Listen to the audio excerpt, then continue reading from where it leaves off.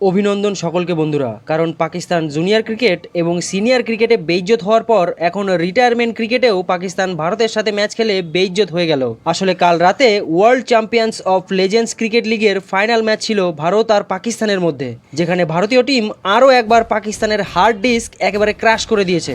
আর প্রথমবার শুরু হওয়া এই চ্যাম্পিয়ন্স লিগের প্রথম ট্রফি ভারত নিজের নামে করে নিয়েছে।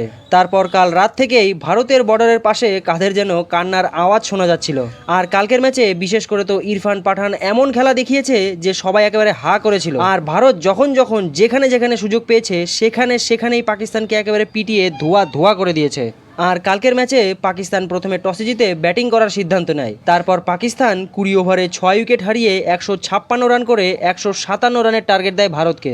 জবাবে ভারত 5 বল এবং 5 উইকেট থাকতে 19 ওভার 1 বলেই 5 উইকেট হারিয়ে 159 রান করে ফেলে। তাই এখন পাকিস্তানের লোকেরাই বলছে যে শালা ভারতের সাথে কবে জিতবো আমরা।